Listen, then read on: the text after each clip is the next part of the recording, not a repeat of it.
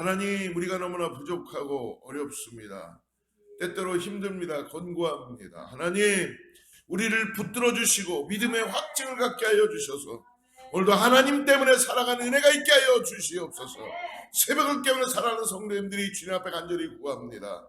우리의 심령들이 주여 성령이여 충만하게 하여 주시고 성령의 충만함으로 믿음으로 발을 뛰게 하여 주시옵소서. 우리 안에 아버지 잠자고 있던 영혼들이 다 깨어나게 하여 주셔서 하나님께서 이 교회를 사용하여 주시고 역사하여 주시옵소서. 육신의 질병 가운데 자들이 나음받게 하여 주실 줄 믿습니다. 표적과 이적을 보게 하여 주시옵소서. 하나님의 살아계심을 보게 하여 주시옵소서. 역사하여 주시옵소서. 하나님, 우리가 찬양할 때에 우리의 심령들이 아버지 회개하는 은혜가 있게 하여 주시고 말씀 들을 때 우리의 영혼이 새로워지게 하여 주시고 하나님께서 은혜 가운데 나타날 수 있게 하여 주시옵소서. 악한 마귀 사단 우리를 아버지 하나님 정말 우리를 넘어뜨리려고 하고 밀가부르며 우리를 아버지 계속 힘들게 하지만 주님의 예수 그리스도의 보혈의 피를 의지하고 믿음으로 나가게 하여 주시옵소서. 하나님, 이미 승리한 개가를 부르기를 원합니다. 이미 하나님이 승리하신 것을 붙잡기를 원합니다. 악한 마귀 사단 틈타지 않도록 오늘도 성령께서 우리를 지켜주시고 우리의 심령을 붙들어 주시고 하나님 함께하여 주시옵소서. 영혼 육을 주님께서 붙들어 주실 줄 믿습니다. 아버지 하나님, 주님 도와주시고 함께하여 주시옵소서. 예수님의 이름으로 간절히 기도드립니다. 오늘 마태복음 3장 1절부터 우리 12절까지 말씀을 같이 봅니다. 마태복음 3장 1절부터 12절 말씀입니다.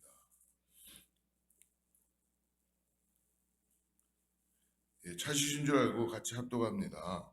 그때에 세례 요한이 이르러 유대 광야에서 전파하여 말하되 회개하라 천국이 가까이 왔느니라 하였으니 그는 선지자 이사야를 통하여 말씀하신 자라 일렀으되 광야에 외치는 자의 소리가 있어 이르되 너희는 주의 길을 준비하라 그가 오실 길을 곧게 하라 하였느니라. 이 요한은 약태털 옷을 입고 허리에 가죽띠를 띠고 음식은 메뚜기와 석청이었더라. 이때 예루살렘과 온 유대와 요단강 사방에서 다 그에게 나와 자기들의 죄를 자복하고 요단강에서 그에게 세례를 받더니 요한이 많은 바리새인들과 사두개인들이 세례 베푸는 데로 오는 것을 보고 이르되 독사의 자식들아 누가 너희를 가르쳐 임박한 진노를 피하라더냐. 그러므로 회개에 합당한 열매를 맺고 속으로 아브라함이 우리 조상이라고 생각하지 말라. 내가 너에게 이르노니 하나님이 능히 돌들로도 아브라함의 자손이 되게 하시리라. 이미 도끼가 나무 뿌리에 놓였으니 좋은 열매를 맺지 않은 나무마다 찍혀 불에 던져지니라.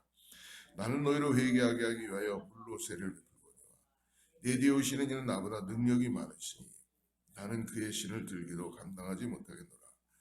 그는 성령과 불로 너희에게 세를 베풀 것이요 손에 키를 들고 자기의 타작마당을 정하게 하시니 알곡은 모아 곡간에 드리고 쭉정이는 꺼지지 않는 불에 태우시리라. 아멘. 하나님 우리에게 주시는 것 가장 귀한 것이 무엇일까요? 오늘 새벽을 깨고 나온 사랑하는 성도님들에게는 가장 귀한 것이 과연 무엇일까? 아마 새벽에 예배를 드릴 수 있다는 것은 큰 은혜인 것 같아요. 은혜인 반면에 한편으로는 왜 하나님은 나를 이렇게 새벽에 남들 다 자는 시간에 말씀을 나누게 하고 말씀을 듣게 하고 기도하게 하시는가? 한번 우리 자신들에게 한번 물어보셨으면 좋겠어요. 하나님은요 삶과 사명이 다르다는 걸 가르쳐 주시는 겁니다. 오늘 그러한 사람 우리가 세례 요한을 계속 같이 마태복음에서 따라가겠는데요. 여러분, 가장 하나님이 기뻐하시는 것은 무엇일까? 성경에도 나와 있지만 내 마음에 합한 사람이다. 그 사람이 다윗이었죠. 근데 굳이 꼭 다윗만 얘기하는 것이 아니라 하나님은 지금도 하나님 마음에 합한 사람을 찾고 계신다는 것입니다. 한번 생각을 해봤어요. 어떤 사람이 정말 하나님의 마음에 합한 사람일까? 또 반면으로 이렇게 또 질문을 해봤습니다. 너는 정말 하나님 마음에 합한 사람이 되기를 원하느냐? 그런 갈망이 있느냐? 라는 질문을 해보게 됩니다. 이유는 뭐냐면 너무나 많은 다른 것들로 많이 채워져 있고 때때로는 너무나 다른 걸로 에너지를 너무 낭비하다 보니까 하나님이 때때로는 내 삶의 전부라는 고백을 하지 못하는 우리의 어리석음이 있다는 것을 볼 때가 있습니다. 여러분, 하나님은 오늘 우리의 모든 것을 다 하시고 인도해 가시고 역사해 주시는 분인 줄 믿습니다. 우리가 신앙생활을 잘하는 사람 그러는데요. 과연 어떤 사람이 신앙생활을 잘하는 사람일까요? 기도를 잘하는 사람일까요? 아니면 찬양을 잘 부르는 사람일까요? 아니면 나에게 주어진 삶에서 그냥 열심히 잘 사는 사람이 신앙생활을 잘하는 사람? 뭐 여러 가지 우리가 신앙생활을 잘하는 사람을 구별할 수 있겠지만 특별히 이 아침에 묵상하며 나누는 것은 주어진 일에 바람이 부나 비가 오나 눈이 오나 창수가 치나 흔들리지 않고 그 일을 계속하는 사람일 것입니다. 저는 감사하게도 우리 성도들 중에 지금 함께하지 못하는 분이 있다 그래도 그분은 어디에 있든지 간에 기도하는 분이 또 있을 거라고 믿습니다. 또 내가 어디에 있든지 간에 하나님 앞에 예배하는 참된 예배자로 나가는 그러한 사람, 하나님은 아마 그러한 사람을 기뻐하시고 내 마음에 합당한 사람이다라고 말씀해 주시지 않으실까요? 우리는 하루에도 수천 번 수만 번이 변하는 사람들입니다. 기후 때문에도 변하고 사람 때문에도 변하고 음식 때문에도 변하고 환경 때문에도 변하고 그냥 오르락내리락 푸드득 하면서 우리는 수없이 변덕을 부렸다가 또 이랬다가 저랬다가 하는 게 우리 아닙니까? 그러나 하나님은 그런 우리를 계속 은혜로 붙들어 주시고 이 죄악으로 가득 찬 심령을 또 어떻게 또 깨끗게 하셔서 하나님의 말씀을 듣게 하시려고 하는 그 은혜가 있지 않습니까? 여러분 오늘 그러한 하나님 앞에 한번 우리의 모든 삶을 드리시기를 다시 한번 주님으로 축복합니다. 우리가 읽었던 3장과 2장까지는 예수 그리스도의 그 탄생에 대해서 동정녀 마리아를 통해서 이 땅에 오신 것들을 가르쳐주시고 그 전에 세례 요한이 이 땅에 오는 사건들에 대해서 얘기해 줬습니다. 2장 이 마지막과 오늘 3장 1절과는 시간이 꽤 많이 지난 다음에 쓰여지게 되는 것입니다. 그때가 정확하게 언제인지는 몰라도 이 세례 요한은요 구약의 마지막 선지자라고 그렇게 말씀드릴 수 있습니다. 오늘 세례 요한이 오늘 1절에 보니까 유다 광야에서 전파하고 있다. 나중에 예수님이 바로 이곳에서 사단에게 시험을 받으시죠. 그럼 세례 요한이 오늘 무엇을 전파했는가? 첫째는 2절 말씀에 있습니다. 2절 말씀 보니까 회개하라 천국이 가까이 왔느니라. 세례 요한은 회개하라 천국이 가까이 왔다라고 외치며 사람들에게 죄에서 돌이킬 것을 선언했습니다. 여러분 우리가 죄로 깨달을 수 있다는 것은 진정한 은혜인 것 같아요. 여러분 오늘 사랑하는 성도님들이 저나 하루를 살면서 어찌 우리가 죄 가운데 또 있지 않는다고 할 수가 있겠습니까? 하나님이 기뻐하시지 않는 가운데 우리가 있다고 어찌 그러지 않을 거라고 얘기할 수 있겠습니까? 그러나 성령께서 우리에게 주시는 그 마음을 깨닫고 돌이킬 수만 있다면 그것이 참된 은혜인 줄 믿습니다.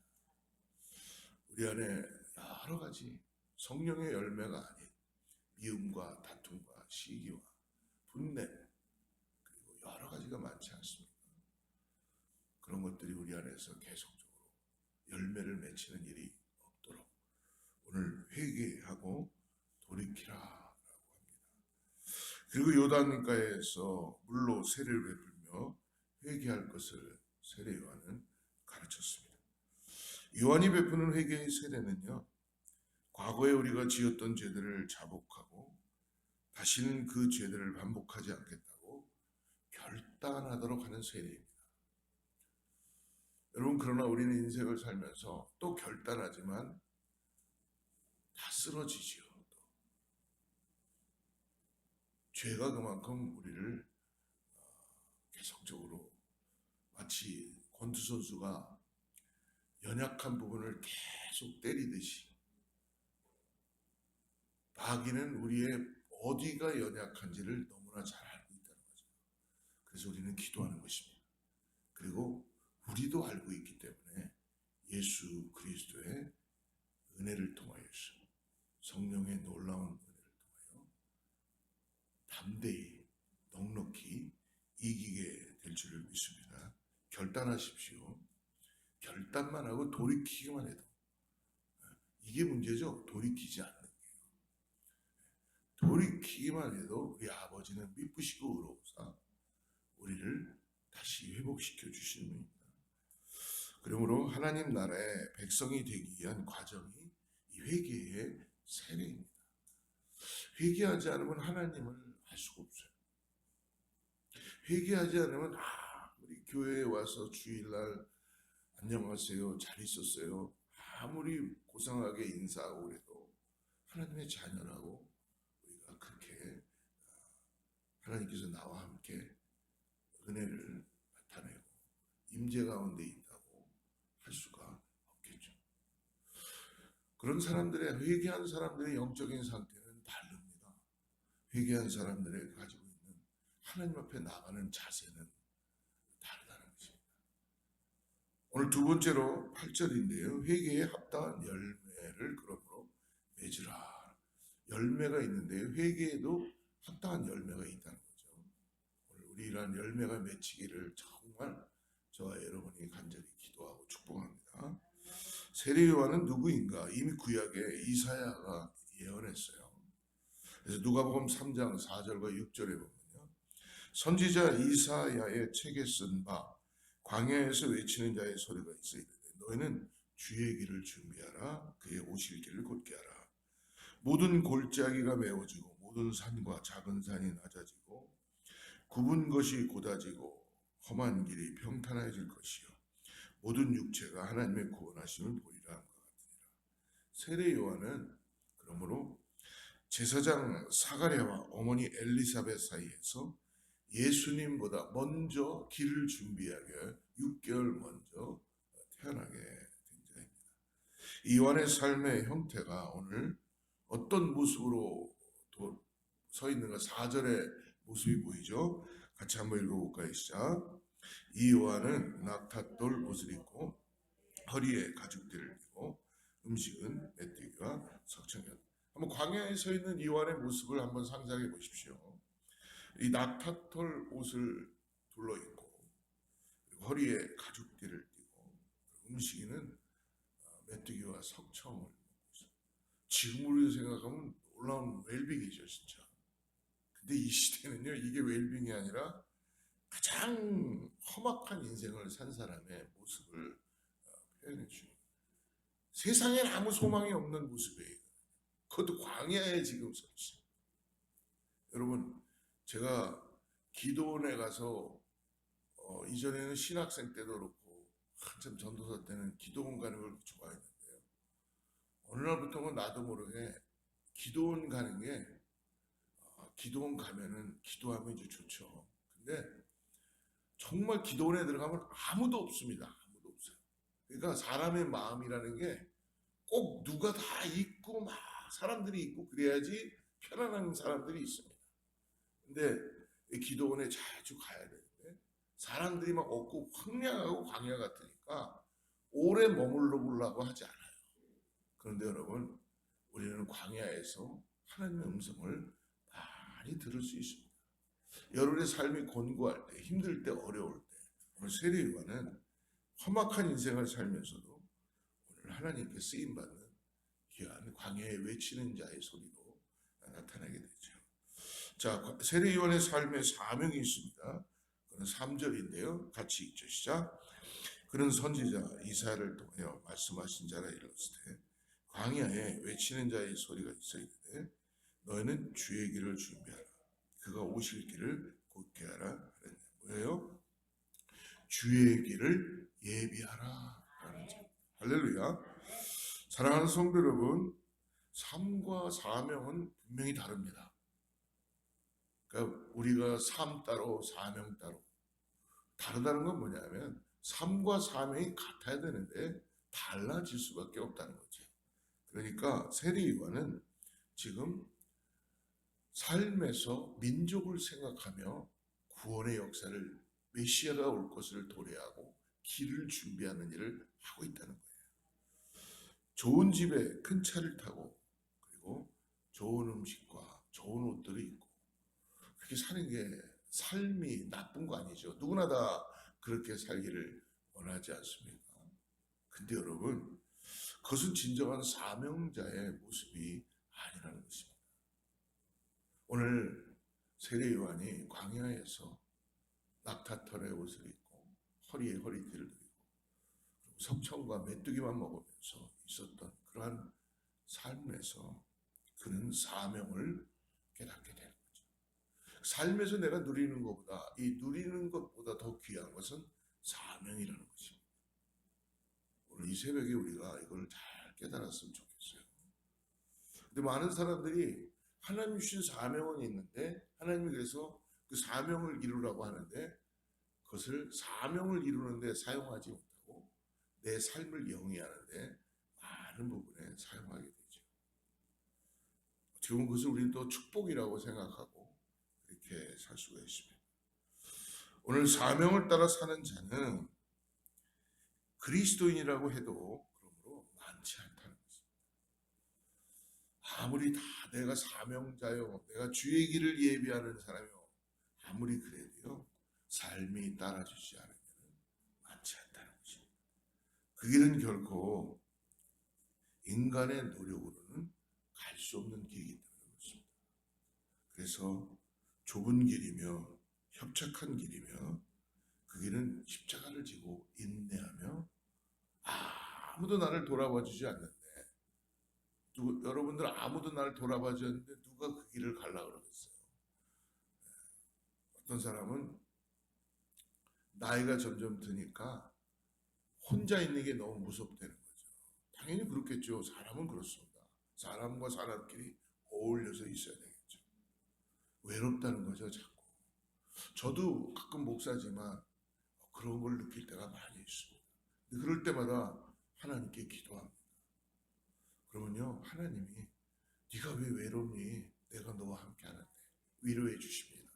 여러분, 하나님으로 위로받으시기를 축복합니다. 정말입니다. 하나님만큼 귀한 분이 없죠. 하나님만큼 귀한 친구분이 없죠.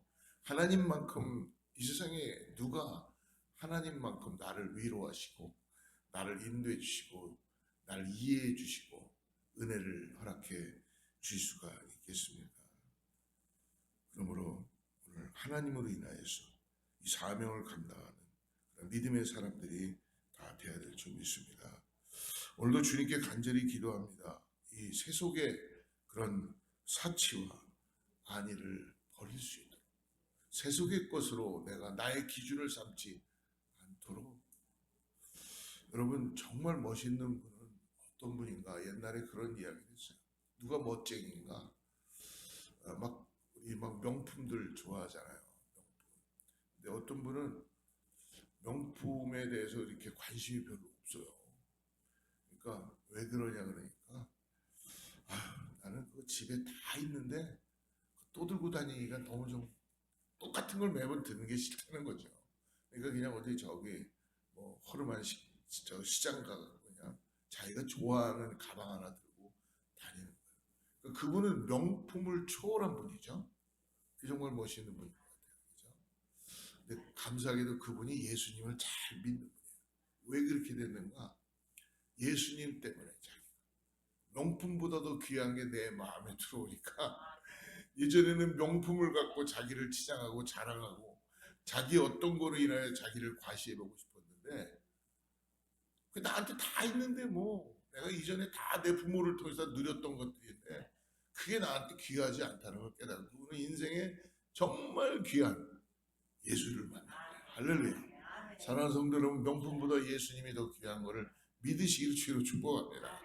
여러분, 예수님은 진짜 명품 중에 명품이십니다. 할렐루야. 오늘 세례 요한의 전파하는 말씀 가운데 특히 제 마음에 찔림을 주는 아주 말씀이 하나 있는데 여러분들에게도 동일하게 그런 성령의 검은 모양 8절입니다. 8절을 같이 한번 읽어보죠. 시작. 그러므로 회개에 합당한 열매를 맺고. 열매를 맺는데 여러분, 성령의 열매도 있지만 회개의 열매를 맺힌다는 거예요. 할렐루야. 그저 입으로 하는 회개가 아니라 열매 있는 회개를 하라는 거죠. 열매 있는 열매 있는 회개는 우리가 기도할 때, 하나님 앞에 나아갈 때에 하나님께서 열매를 맺히게 해주신다는 걸 꼭 그거를 확인하게 해주시는 거예요. 알게 해주신 거예요. 놀라운 거 아닙니까? 그러니까 하나님께서 기도하면서 제 자신을 한번 돌아보게 됩니다. 여러분, 내 성품 하나 바꾸지 못하는 나를 보고 마치 하나님은 그러므로 회개에 합당한 열매를 맺혀라 라고 계속적으로 돌이키기를 말씀해 주시는 것이죠.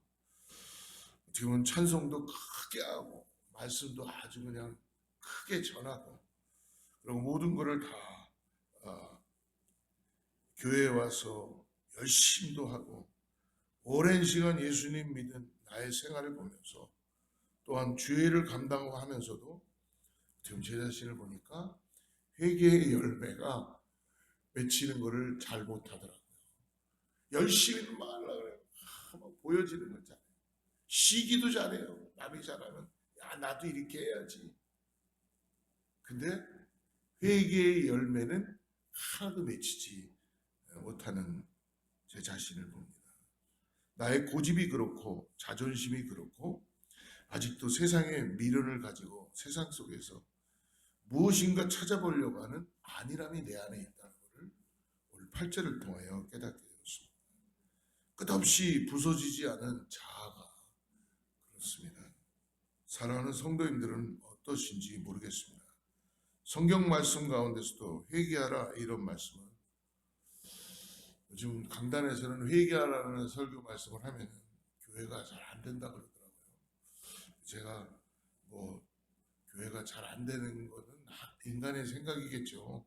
교회가 잘 되면 뭐하고 안 되면 뭐하겠어요. 우리 주님의 말씀을 전하는 게 중요하지 않겠습니까? 하나님은 회개하라는 건 우리를 살리는 말씀인 줄 믿습니다. 저도 회개하라는 말씀 하고 싶지 않죠. 행복한 말씀, 달달한 말씀만 하면 얼마나 좋겠어요. 근데 복음은 그렇게 전해지지 않습니다. 우리의 삶을 변화시키는 것은 우리가 회개할 때에 그때가 시작인 줄 믿습니다. 오늘 축복의 말씀과 위로의 말씀에는 밑줄 긋고 받기를 원하는 그러한 저의 신앙이 있었다는 걸 고백합니다. 내 자신을 바라보며 세례 요한의 마음처럼 되게 해달라고 기도하지 않는 그런 마음도 있습니다. 진정한 우리 성도님들이나 또 영혼들의 고통 속에 영혼의 부르짖음을 듣게 하소서라는 기도를 진정으로 하지 못하고 있는 저의 모습을 보았습니다. 영혼의 방황과 갈등을 이제 보게 하소서라고 기도해야 될 것이고 세례 요한은 이것을 보고 하나님을 의지하고 예수 그리스도를 준비하며 기도한 거예요. 이것이 바로 광야에 외치는 자의 기도이며 외침인 줄 믿습니다. 사랑하는 성도 여러분, 오늘 우리 다시 한번 결단합시다. 기도합시다.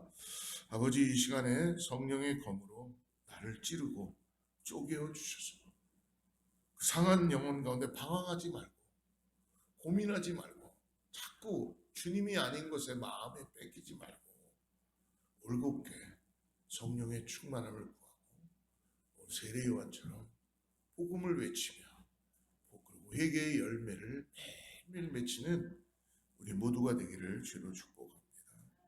성령의 검에 찔리고 부수어질 때에 성령의 능력이 우리 안에 부어지는 하나님의 은혜가 있는 줄 믿습니다. 기도하겠습니다. 하나님 아버지, 이 시간에 성령을 통해 우리를 말씀하여 주시고 찔러 주심에 감사합니다. 주님의 거룩한 임재 앞에서 변하지 않는 우리들의 모습에 좌절하며 다시 한번 십자가에 우리를 못 박습니다. 하나님, 우리를 그냥 내어버려 두지 마시고 깨끗한 그릇으로 열매 맺는 그릇으로 우리를 만들어 주시고 사용하여 주옵소서. 예수님의 이름으로 간절히 기도드립니다.